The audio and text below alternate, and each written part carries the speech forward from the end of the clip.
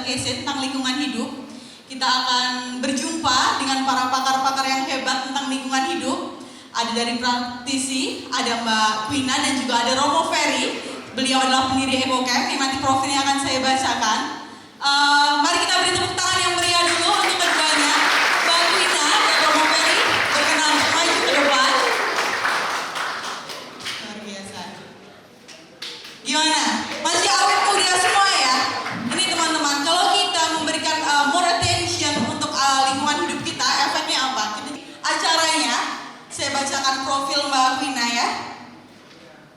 Baik, Mbak Quina ini merupakan orang asli Palembang. Beliau pulang kampung ya Mbak hari ini. Aduh luar biasa. Lalu Mbak Quina ini dari kecil hingga remaja di Palembang. Lalu kerap liburan ke Lampung ke tempat kakek nenek ya. Ternyata ada darah Lampungnya juga. Lalu saat ikut remaja, beliau sudah ikut ekskul pencinta alam di sekolahnya dan memperkenalkannya lebih jauh pada hutan dan pegunungan di Sumatera dan di Jawa. Ia kemudian bermigrasi ke Depok untuk kuliah di bidang hukum di Fakultas Hukum Universitas Indonesia. Oh, keren ya, kaleng-kaleng berbicaranya hari ini pokoknya.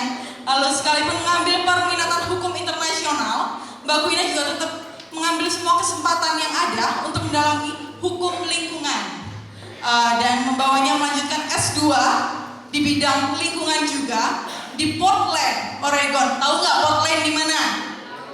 Sebelahnya Musi? Enggak ya.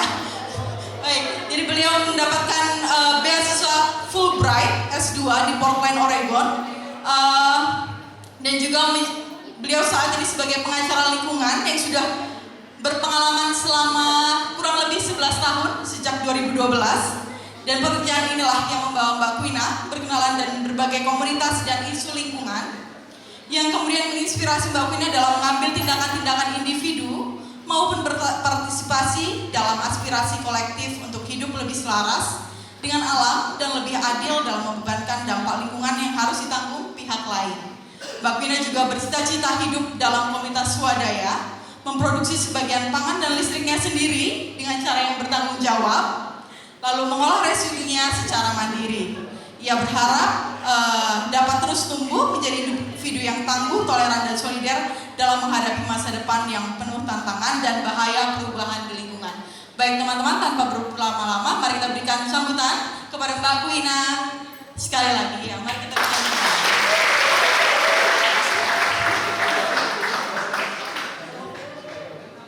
Halo semuanya, apa kabar?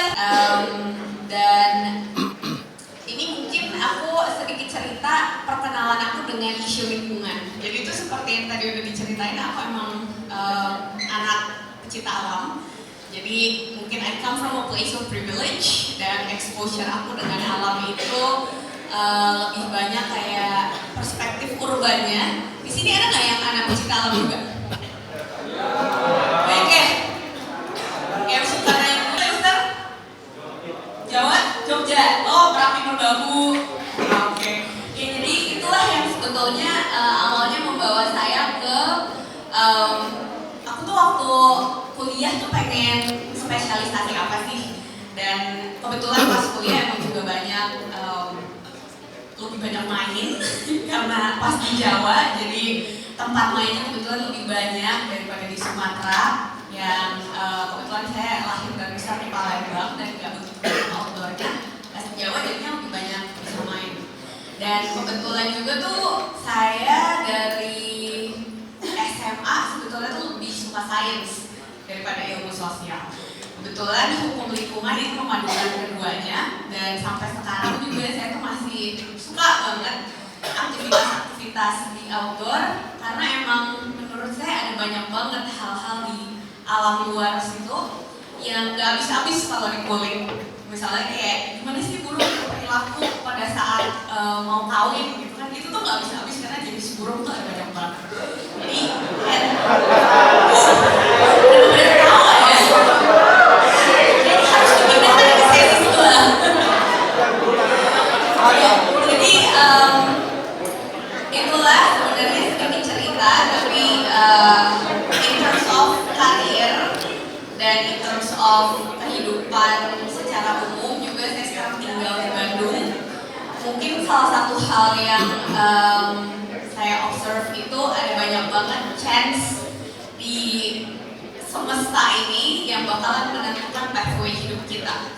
Jadi kayak sekarang saya di sini masih bisa bekerja sebagai pengacara lingkungan, itu juga banyak faktor ketidaksengajaannya, banyak random chancesnya, dan inilah yang mungkin nanti kita bisa saling sharing, saling cerita rame-rame gitu kan. Salah satu hal yang aku pengen di sini bisa fasilitasi teman-teman untuk temukan adalah misi hidup kita tuh apa sih? Dan apapun pekerjaannya, apapun profesi teman-teman, kalau misinya udah ketemu, dan dalam hal ini misi yang mungkin relevan buat kita lihat tuh misi saya dalam hal mempertahankan ruang hidup saya, dalam hal merawat bumi itu apa sih? Apapun pekerjaannya, kalau misinya udah ketemu, biasanya tuh ada random forces di semesta yang bisa membawa kita ke tempat yang kita tuju, ke fungsi yang memang paling paling berguna dari diri kita untuk orang-orang yang ingin kita layani. Nah, jadi ini salah satu hal yang membuat saya semakin merasakan urgensi dari kerja-kerja saya sebagai profesional di bidang lingkungan hidup. Jadi sejujurnya cita-cita saya itu adalah ingin melayani kasus toksik. Jadi saya suka banget hal-hal yang berbau limbah B3, lalu gimana toksik di dalam makanan, toksik di dalam badan ikan, bioakumulasi. Jadi saya tuh pengen banget sebetulnya punya kasus terkait dengan toksik. Tapi selama 7-8 tahun terakhir saya nyangkut, kasus-kasus saya didominasi oleh gugatan terhadap PLTU batubara. Jadi bisa dibilang tugas saya adalah memastikan tidak ada PLTU batubara baru yang beroperasi di Indonesia selama 7 tahun terakhir. Dan awalnya saya sangat skeptis dengan kerja-kerja yang seperti ini. Kerja-kerja perubahan iklim tuh saya cukup skeptis. Saya tahu juga baru-baru ini saya terpaksa mempelajari fakta tentang bagaimana keadaan bumi sekarang dan bagaimana dampaknya ke tempat-tempat yang saya sayang. Di buku di pelajaran IPA diajarin nggak perubahan iklim pada berapa derajat yang merupakan batas indah. Kita punya kekayaan hayati di laut yang sangat amat bagus. Pemanasan global 1,5 derajat yang by the way itu sudah terjadi di Juni tahun ini di Eropa pada beberapa hari. Kita officially rata-rata tahunan tuh 1,1 derajat sekarang. Akan tetapi sudah ada hari-hari yang global temperature itu mencapai 1,5 derajat di beberapa tempat di Eropa. Kalau nggak salah 3 hari di awal Juni.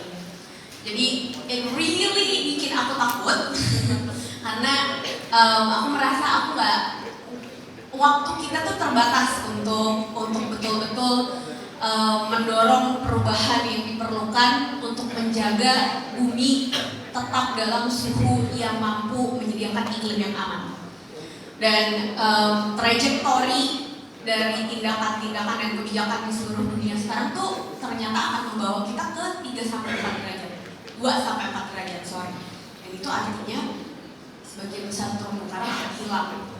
Jujur saya sangat menikmati waktu saya di laut dan saya pengen semua orang yang belum pernah menikmati keindahan bawah laut itu punya kesempatan untuk menikmati itu. Tapi juga sebetulnya tanpa ke bawah laut pun kota-kota pesisir ada di sini, banyak ke pantai yang tinggalnya di pesisir. Palembang tuh kota pesisir loh. Jadi kota-kota pesisir itu juga akan mengalami kejadian ekstrim permukaan laut setiap tahun pada 2050. Kalau ada yang dari NTT pasti ada yang familiar dengan siklon Seroja. Siklon tropis juga akan naik intensitas dan frekuensinya. 2050 udah deket banget, 2050 tuh udah 20 sekian tahun lagi, dan pada tahun 2050 kita semua umurnya berapa teman-teman? Ya sekitar 50 sampai 60-70 lah ya kayaknya. Jadi kita pasti lagi lansia, UNEM itu kotanya akan kebanjiran atau gelombang tinggi. Kalau ada yang belum pernah ngerasain gelombang tinggi di kota-kota pesisir, Manado misalnya, Manado pasti familiar dengan gelombang pasang tinggi. Dan itu akan terjadi dengan frekuensi yang jauh lebih tinggi. Dan kalau di sesi sebelah mungkin ada yang membicarakan tentang punya anak, implikasi perubahan iklim terhadap generasi mendatang itu juga sangat besar. Karena di tahun 2070 sampai 2100 kita sih udah modern, tapi kalau kita punya anak kita bakalan lansia pada tahun tersebut. Gelombang tinggi 10 tahunan bisa terjadi setiap 4 sampai 10 tahun sekali. Yang tadinya 10 tahunan frekuensinya jadi double. Nah, next. Nah, inilah beberapa fakta-fakta yang tadi aku tanya. Tahu nggak kita tuh sekarang udah berapa derajat? Inilah prediksinya. 1,5 derajat itu rentang prediksi kejadiannya adalah antara 2023 sampai 2027. Jadi kita tuh udah cukup dekat dan kayaknya dengan event yang barusan terjadi di awal Juni ini, hari panas secara global yang memang merata di seluruh dunia.